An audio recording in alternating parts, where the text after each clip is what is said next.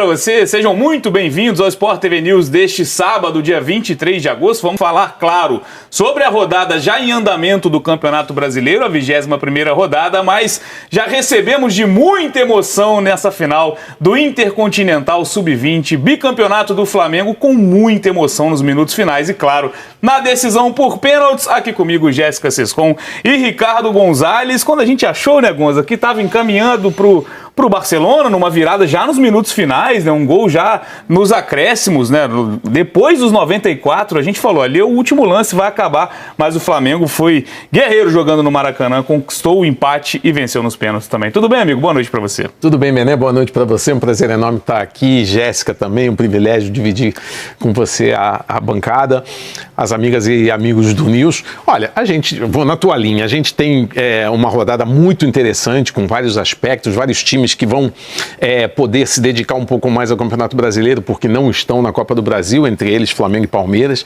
mas não dá para a gente não começar falando desse Flamengo e Barcelona com o enredo que foi. Primeiro nós vamos desenvolver isso aí. Foi um grande jogo de futebol, é um jogo digno de profissionais, né? Tanto Flamengo quanto Barcelona, cada um do seu estilo, fizeram um grande jogo. E depois você tem 2 gols já nos acréscimos, o Flamengo vai buscar uma recuperação quando perdia de 2-1, tomou um gol já depois dos 45, e aí o enredo dos pênaltis, né? Ele tem a chance de fechar o placar com um dos seus jogadores mais experientes, o Matheus Gonçalves. Depois, na primeira sequência alternada, o Barcelona sai na frente. Enfim, é um jogo para testar a situação cardíaca dos torcedores do Flamengo, que tem muito a celebrar. É uma categoria sub-20, mas era o Barcelona que estava do outro lado, então parabéns ao Flamengo e principalmente aos heróis, o Léo Nanete e o Igor. A gente vai falar sobre isso bastante. É isso, o Maracanã lotado, né? Nesse sábado no Rio de Janeiro, a torcida do Flamengo compareceu em peso e viveu essa emoção dos pênaltis, né? Do empate já nos acréscimos e da decisão por pênalti. Jéssica, boa noite para você, bem-vindo ao Sport TV News. A gente já imaginava, né? Um confronto entre duas das maiores bases do futebol mundial, né? Se a gente fala de história, a gente fala de Messi no Barcelona, a gente fala de Zico no Flamengo, se a gente fala de atualidade, Vini Júnior de um lado e Yamal do outro, então a gente já esperava um jogo de um tamanho maior até, né? A 4ª edição do Intercontinental, eu acho que é a primeira que 2 times desse tamanho se enfrentam. E aí os ingredientes da emoção trouxeram aquele a mais para um jogo desse. Tudo bem? Boa noite, meus amigos aqui da bancada, amigos que nos acompanham aqui no News. Foi um jogaço, né? Um jogo digno de 2 equipes tão grandes e com uma história. Eu adoro essas histórias surpreendentes que só o futebol traz pra gente, né? Com tanta emoção, com uma disputa nervosa de pênaltis, mas a reta final do jogo também de um Flamengo que já estava cansado, que não conseguia mais parar o Barcelona chegando, conseguiu o gol aos 95, parecia que estava tudo findado, mas aí Iago, o gelado, uma jogada que me pareceu pensada, porque o Iago ele vai até a área para ser um cabeceador lá e vem esse lançamento da intermediária de propósito, não foi algo ao acaso, foi de propósito mesmo, e deu tudo certo, né? Um gol que foi bonito de cabeça, ele encobrindo o goleiro, então realmente muito surpreendente, assim, muito bacana quando 2 equipes gigantes se enfrentam, oferecem para o público que encheu o Maracanã um jogo de qualidade, tanto em questão tática quanto em domínio, passe, na parte estética do jogo, a gente vai falar depois, né, sobre esses pormenores, e ainda trouxe esse elemento de emoção, né? A história foi muito curiosa, muito bonita, com o goleiro do Flamengo, o Léo, sendo um dos destaques dessa partida. O Léo defende o pênalti, né? Claro, o goleiro acaba sendo protagonista, mas se a gente fala durante o jogo também, né? Exatamente. Se a gente falar também do jogo como um todo, né? Tem ninguém maior que o Iago nesse momento, porque o Iago faz o gol que coloca o Flamengo de novo na briga, o 2-2. O pênalti dele é uma cavadinha digna de ver pênalti daquela forma, num jogo decisivo, né? Jogo de título. Mostrou muita frieza e ele é o capitão do Flamengo. Ele daqui a pouco vai erguer a taça no Maracanã lotado. A gente vai acompanhar, inclusive, dentro do Sport TV News. Mais um detalhe, o Carboni, que não entrou bem no jogo, fez o gol que acabou, que terminou a disputa, né? Que sagrou o Flamengo campeão. Então, olha como o futebol traz essas histórias muito curiosas. Né? Exatamente. O Iago, né? Falando ainda dele, um zagueiro artilheiro, né? Da campanha também da Libertadores. O Flamengo bateu o Palmeiras na final da Libertadores Sub-20. A campanha que levou o Flamengo a esse jogo hoje, né, Gonza? Então, são muitos ingredientes também de uma noite inesquecível para esse jogador. Segundo título do Flamengo consecutivo, a gente teve o Benfica vencendo o Peñarol em 2022, o Boca Juniors vencendo o AZ Alkmaar da Holanda em 2023, e aí a dobradinha rubro-negra. O Flamengo venceu o Olympiacos sob comando do Felipe Luiz no ano passado e também com um gol no apagar das luzes, né, um gol que o jogo estava indo para a decisão por pênaltis e o gol do Felipe Tereza aos 47 minutos do segundo tempo deu o título ao Flamengo, e esse ano mais uma vez com emoção É legal também ver, né, Gonzo? O Flamengo é um time que no profissional contrata bastante, tem um poder financeiro diferenciado até dentro do futebol brasileiro, está em outra prateleira,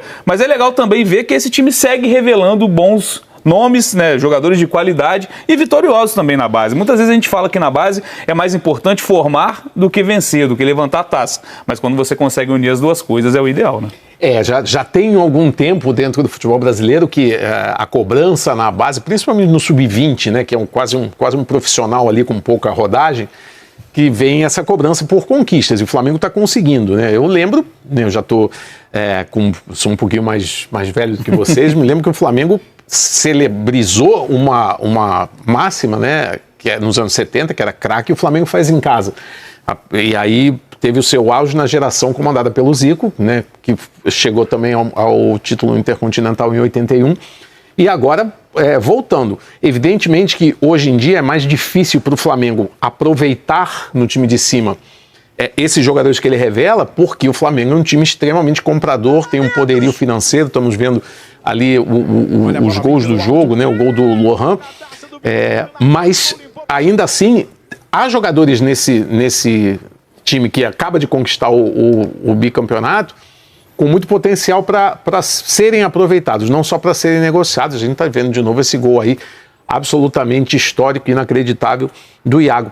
O Iago é um deles, né? A frieza que ele teve na cobrança de pênalti, a iniciativa que ele teve para depois de tomar o segundo gol ir para a área e se posicionar na segunda trave, sabendo que a bola chegaria ali, é de quem tem talento. Agora, principalmente, por mais que o Iago seja um dos heróis, né? E tamanho de heroísmo a gente não é difícil de medir, né?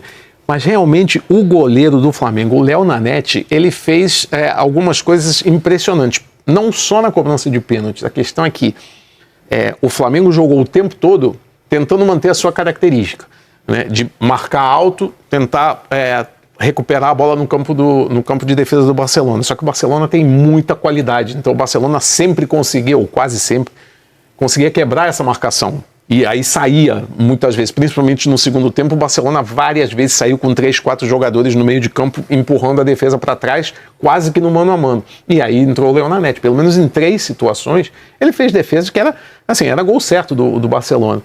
E depois faz o que fez na cobrança de pênalti. Então, realmente, é uma conquista que, além da importância em si, é um campeonato internacional diante de um gigante como é o Barcelona, mas o roteiro e a performance de alguns jogadores especificamente, elas dão um colorido absolutamente incomparável a esse dia de hoje. E falando do Léo Nanete também, né, importantíssimo para esse título do Flamengo, e também tem aquele ingrediente da disputa por pênaltis que é também a provocação, a parte mental. Isso entra muito, isso vale muito. Inclusive, a gente destacava muito na última Copa do Mundo profissional, né? O Emiliano Martínez. Inclusive, depois daquela sequência, a regra até mudou em questão à provocação do goleiro, ao cobrador. Hoje ele fez ali no limite, digamos assim. Apontou o canto, falou, eu sei que você vai bater lá. Foi lá e buscou. Eu acho que a provocação, ela tem tudo a ver com o futebol. Ela faz parte do jogo. Ela está incluída no jogo. A gente vive um momento, né, em que tudo tem que estar encaixotado dentro de um código de regras e nada pode extrapolar isso. Só que o esporte ele tem também o elemento emocional. E para você brincar com o elemento emocional do adversário, inclusive a provocação, ela faz parte do jogo. Eu não vejo nenhum problema nisso. Claro, quando parte para uma grosseria que se torna uma agressão, isso é outra coisa. Isso não é mais provocação. Isso está em outro... Já realmente infringe as regras.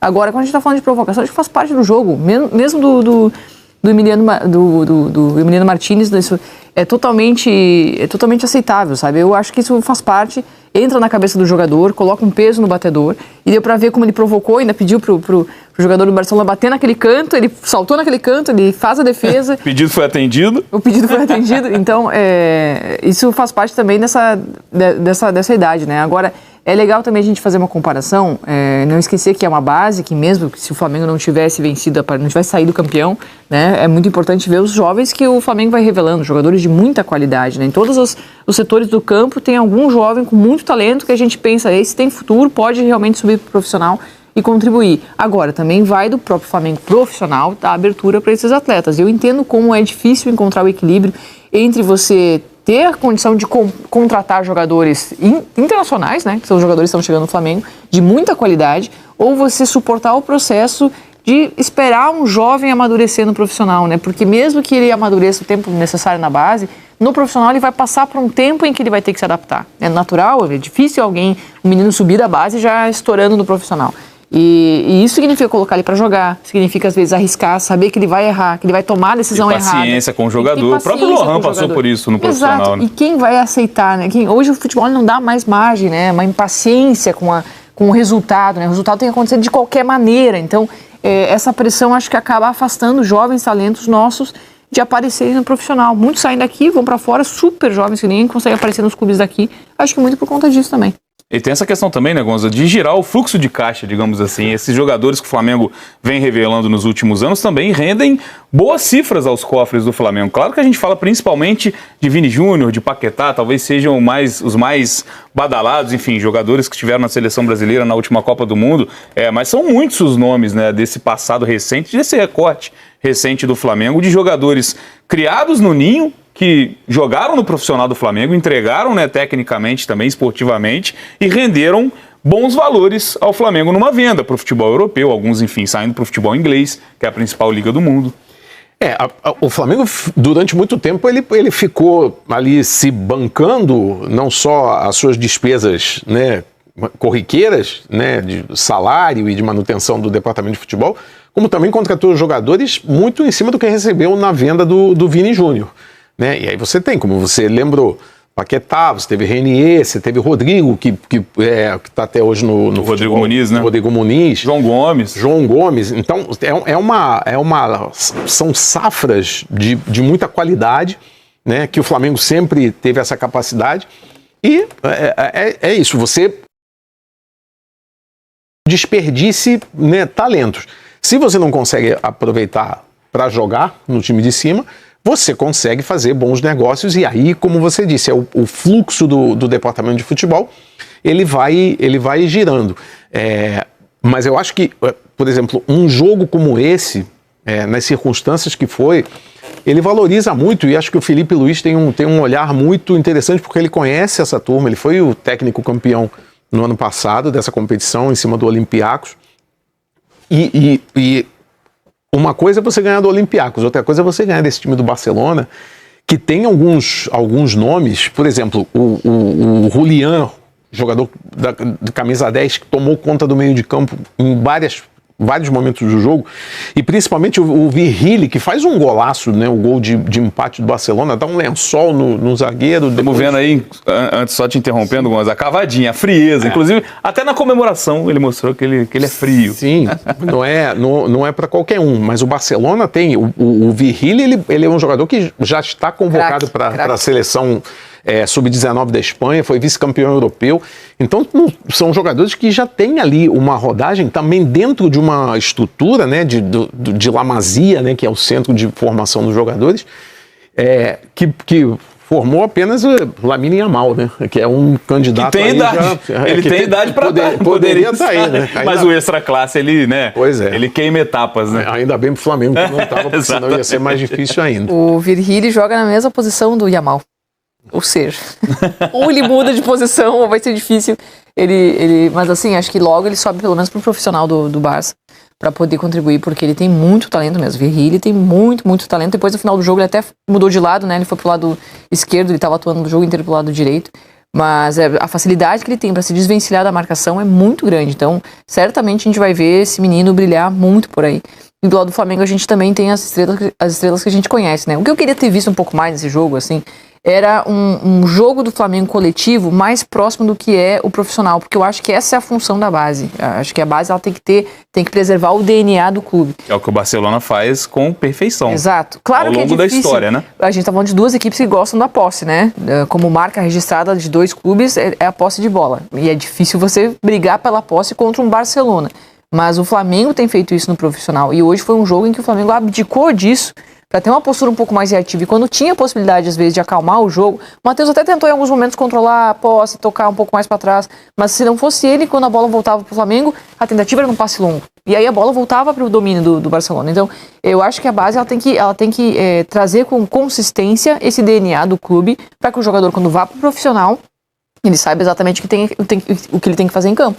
Então, nesse ponto, acho que a final destoou um pouquinho do que a gente conhece, que é a marca do Flamengo. Agora, mesmo considerando que é muito difícil fazer isso contra um Barcelona da vida, você disputar essa posse, né? E até, só para complementar esse ponto importantíssimo trazido pela Jéssica, mas eu acho que a questão do Barcelona, o fator Barcelona muito. É absolutamente impactante, porque eu vi, principalmente nos primeiros 20 minutos, e em boa parte do segundo tempo, o Flamengo tentar reproduzir a postura que tem no time profissional de ir buscar essa bola, de fazer a marcação alta, de fazer o famoso perde-pressiona. Mas aí tem duas questões. O time profissional tem jogadores mais experientes e mais capacitados para conseguir recuperar essa bola. E segundo, o Flamengo raramente pega no profissional um time com a capacidade de sair dessa marcação. Ou que queira ter posse de bola, né? Sim. Geralmente as equipes são reativas contra o Flamengo. Né? O Flamengo às vezes tinha, principalmente no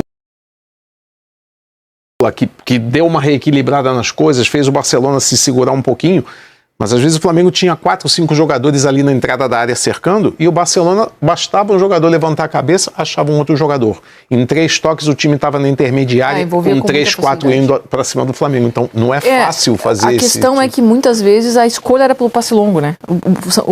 O Flamengo nem tentava sair trocando passes para tentar envolver o adversário agora. E também na reta final achei que o Flamengo cansou demais, né? Inclusive para fazer essa pressão alta que precisava fazer, o time já estava lá na frente, o time já estava cansado, e depois que tomou o empate, então, mesmo que tenha tentado fazer essa pressão, achei que o time estava já desgastado demais. Os últimos minutos foi um Flamengo se segurando, acabou tomando a virada, mas... E aí foi na base do coração ali. E aí entrou o Leonanete. Exatamente. Resolveu o problema. E o goleiro tá aí para isso também, né? O goleiro de qualidade para aparecer quando o time precisa, em momentos decisivos, né? O Flamengo campeão com o técnico Bruno Pivetti, o Dandan até lembrou dessas mudanças, né, no comando técnico do Flamengo, mas acho interessante também a gente destacar o outro lado, porque é um brasileiro, o Belletti, Juliano Belletti, ex-lateral direito, enfim, fez gol histórico no Barcelona de título da Champions League, campeão da Copa do Mundo com a seleção brasileira, foi nosso colega aqui no Sport TV, inclusive, como comentarista, e é legal, né, Gols? A gente fala muito em relação a técnicos no futebol europeu. Claro, ainda é uma equipe de base, mas o Belletti é um ex-jogador do clube, que tem um tamanho dentro do clube, e está num local de trabalho que tem essa integração muito forte, né? La Masia, a base do Barcelona como profissional. Então é interessante também ver o Belletti dando esses passos na carreira de treinador, né? Sem dúvida. Ele pode, né, dentro dessa engrenagem que o Barcelona tem, que é muito azeitada já há décadas, né?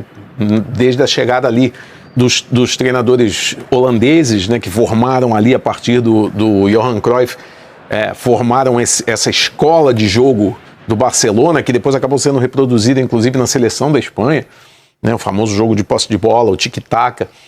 E o Belletti, ele tem algumas vantagens. A primeira é ele ser um jogador reconhecido dentro do clube, ter uma história dentro do clube.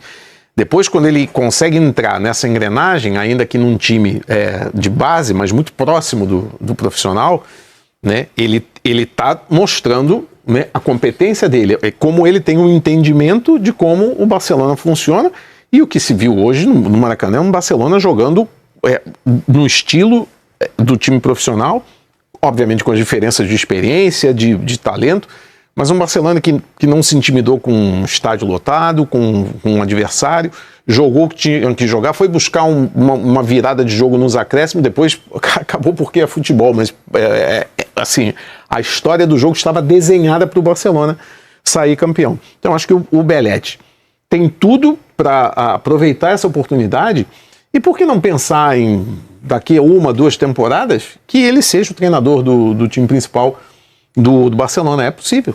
Até para abrir portas também, né, Jéssica? A gente fala muito dessa questão da ida dos técnicos brasileiros para lá. Acho que nesse momento, né, para o Belletti pesa muito. O Gonza falou muito bem dessa questão, né, dele ter sido grande como jogador, então ele tem esse respeito já por lá.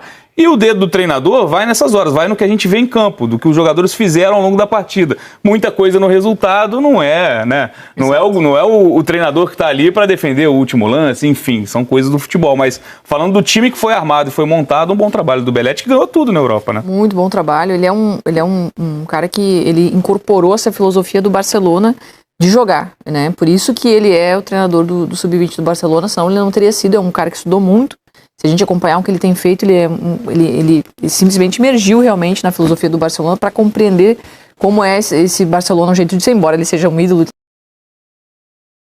dele, com a base, o que o Barcelona acredita como valores de futebol. Então é muito interessante a gente poder acompanhar isso. E sem dúvida ele consegue também, pela experiência de jogador que ele teve, e compreender o que esses meninos pensam, porque é uma fase bem difícil. A gente sabe como é difícil treinar a base, porque a base ela é uma fase que ainda, claro, quanto mais jovem isso se acentua, mas são jovens que ainda tomam a decisão errada, decidem errado o que fazer, erram a execução demais, né? Forçam às vezes demais uma tentativa individual de algo, tem às vezes dificuldade de fazer o jogo coletivo acontecer, e a gente vê como esse jogo coletivo no Barça é muito consolidado, né? A gente estava acabando de dizer aqui como era difícil para o Flamengo tirar a posse do Barcelona, porque é uma equipe que consegue controlar o jogo pela posse. Isso é um jogo coletivo, isso vem do treinador. Se o goleiro vai falhar lá atrás, se o atacante vai errar um gol feito, aí Exato. Isso interfere no resultado. Agora, o jogo coletivo é a marca do treinador, e o Belletti fez isso muito bem. E você falou dos jovens, né? São jovens que vão voltar de cabeça quente para a Espanha, né? Nesse voo de volta, porque tiveram o resultado na mão, mas enfim, tomaram o empate. O Flamengo é bicampeão do Intercontinental Sub-20 agora. Boa, nação, então tá aí a opinião dos comentaristas. Cara, que jogaço, né? Que jogaço, foi emoção até o final. E que bom que mais uma vez o Mengão saiu campeão, né? Na verdade, nós somos bicampeão mundial, né? Agora, nós temos que parar para analisar alguns detalhes. Que zagueiro que nós temos aí e que goleiro que o Flamengo está criando também. Por outro lado, nós vimos que o Felipe Luiz tem toda a razão aí de afastar do time profissional, tirar do time profissional e colocar para a base o Matheus Gonçalves, né? Camarada é ruimzinho, português claro. Não sei se você concorda comigo. Bom, mas é importante, nós temos que comemorar que foi um jogaço, né? Aquele passe no último minuto para o gol do zagueiro lembrou muito o passe do Diego para o Gabigol fazer o gol lá na Libertadores em 2019. Bom, vou ficando por aqui. Se você não é inscrito no nosso canal, te peço uma coisa, se inscreva para você ficar atualizado a notícia do Mengão. Diariamente eu estou trazendo aqui as últimas notícias do nosso Flamengo, tá bom? Outra coisa, na humildade, com muita gentileza, te peço, dê um like nesse vídeo, que o seu like vai ser muito importante para o nosso canal, tá certo? Vai nos ajudar bastante. Um forte abraço, até o próximo vídeo.